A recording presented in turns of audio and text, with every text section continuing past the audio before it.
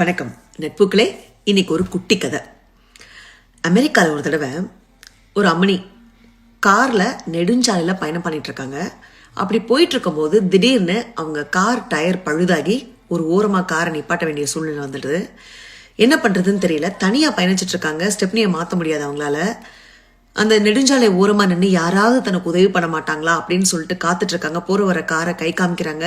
யாரும் நின்ன பாடல, யாரும் கவனிக்கல இவங்கள. நெடுஞ்சாலை இல்லையா, கார்லாம் சரசரன்னு போயிட்டு இருக்கு. அப்ப பார்த்து ஒரு மனிதர் அந்த வழியா வர்றாரு, நடந்து வந்துட்டு இருக்காரு.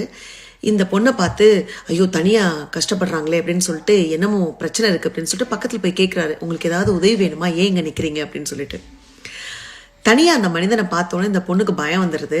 கொஞ்சம் தயங்குறாங்க. அந்த தயக்கத்தை பார்த்து அந்த மனிதர், கவலைப்படாதீங்கம்மா, உங்களுக்கு உதவி பண்ண தான் வந்திருக்கேன், என்ன பிரச்சனை உங்க கார்ல அப்படின்னு கேட்கிறாரு.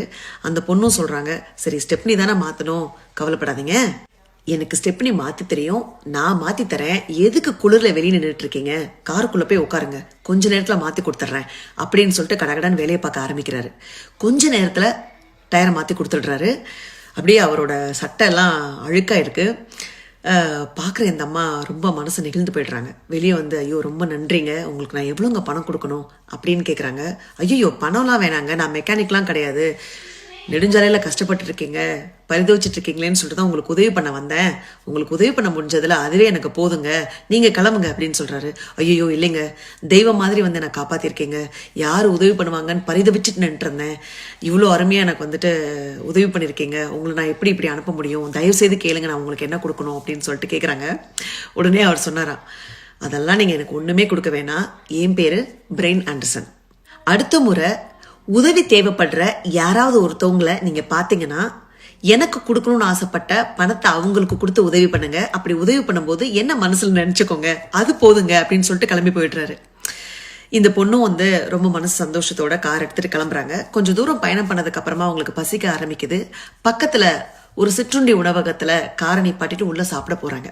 அப்ப 8 மாத நிறை கர்ப்பிணியா இருக்கிற ஒரு பொண்ணு அவங்களுக்கு பரிமாறதுக்கு வர்றா. வந்தவொடனே அவங்கள வந்துட்டு வாங்க வாங்கன்னு சொல்லி உட்கார வச்சு அவங்கள ஆசுவாசப்படுத்திட்டு என்ன தேவைன்னு கேட்டு ரொம்ப சுறுசுறுப்பா வேலையெல்லாம் பார்த்து அவங்களுக்கு உணவு கொடுக்குறா. அந்த பொண்ணை பார்த்தாவே தெரியுது, அவ்வளவு உடல் சோர்வுலையும் சுறுசுறுப்பா வேலை பார்க்குறா. அந்த பொண்ணு கண்டிப்பா வந்துட்டு கஷ்டத்துல தான் இருப்பான்னு பார்த்தாவே தெரிஞ்சது இந்த அம்மாவுக்கு. உடனே என்ன பண்றாங்க, சாப்பிட்டு முடிச்சதுக்கு அப்புறமா ஒரு $100 கொடுக்குறாங்க கையில. இந்த பொண்ணு அவங்க சாப்பிட்டதுக்கான பணம் போக மீதத்தை கொண்டு வந்து கொடுக்கலான்னு வந்து பார்த்தா இந்த அம்மணி அதுக்குள்ள கிளம்பி போயிட்டாங்க. அடக்கடவுளே, மீத பணத்தை வாங்காம கிளம்பி போயிட்டாங்களே அப்படின்னு சொல்லிட்டு கவலைப்பட்டுக்கிட்டே அந்த மேஜையை துடைக்க ஆரம்பிக்கிறாங்க. பார்த்தா அதுல இன்னும் $400 இருக்கு. அதுக்கு கீழே ஒரு துண்டு சீட்டும் எழுதி வச்சிருக்காங்க.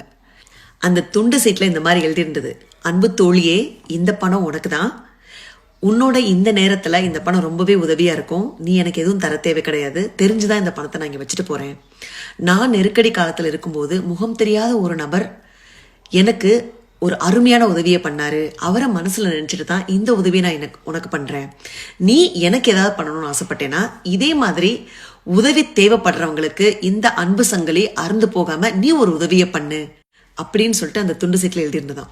இதை படிக்கும்போது அந்த பொண்ணு கண்ணில் அப்படியே தண்ணியா கொட்டுது. அதாவது அடுத்த மாசம் தன்னுடைய பிரசவ செலவுக்கு எப்படி நம்ம சமாளிக்க போறோம்னு ஏங்கிக்கிட்டு இருந்த அந்த பொண்ணுக்கு இது ரொம்ப பெரிய வரப்பிரசாதமா அந்த பணம் அமைஞ்சதுங்க. மனசுல சந்தோஷத்தோட வீட்டுக்கு போனோன்னா அவங்க கணவர்கிட்ட நடந்ததெல்லாம் சொல்றா, இனிமே நம்மளுக்கு கவலையே இல்லை, அடுத்த மாசம் செலவுக்கு நம்மளுக்கு கடவுளா பார்த்து கொடுத்துட்டாரு இந்த பணத்தை, வரக்கூடிய பிரசவ செலவை நினைச்சு நீங்க இனி வருத்தப்பட தேவையில்லை ஆண்டர்சன், நம்ம வாழ்க்கையில எல்லாமே நல்லா தான் போயிட்டு இருக்கு அப்படின்னு சொன்னாலாம் அந்த பொண்ணு. இந்த ஆண்டர்சன் யாரு? நெடுஞ்சாலையில அந்த அம்முனிக்கு உதவி பண்ண ஆண்டர்சன் தான் இவரு. கடவுள் பாருங்களேன் எங்கெங்க முடிச்சு போடுறாருன்னு சொல்லிட்டு.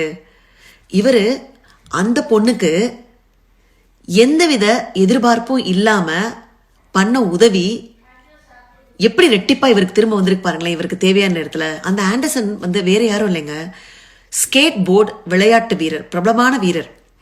தன்னுடைய நிறைய பேட்டிகள்ல இந்த விஷயத்த சொல்லியிருக்காரு. ஏன் சொல்லியிருக்காருன்னா, இந்த இரக்கத்துடன் கூடிய இந்த அன்பு சங்கிலி இருக்குல்ல, அது எப்பயும் தொடர்ந்துகிட்டே இருக்கணும். ஒருத்தவங்களுக்கு நம்ம பண்ற உதவி, கைமாறு கருதாத நம்ம பண்ற உதவி நம்மளுக்கு எப்ப தேவையோ யாரோ ஒருத்தர் மூலமா நம்மளை கண்டிப்பா வந்து அடையும்.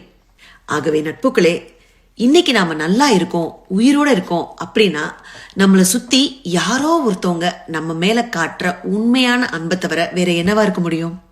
வாழ்க்கை வாழ்வதற்கே இந்த இரக்கத்துடன் கூடிய அன்பு சங்கிலி அருந்து போகாமல் தேவைப்பட்டவருக்கு தேவையான நேரத்தில் முழு மனதுடன் இரு கரம் நீட்டி உதவி செய்து நல்லவர்களாய் அன்பு உள்ளம் கொண்டு அன்பான ஒரு வாழ்க்கையை வாழ்ந்துதான் பார்ப்போமே.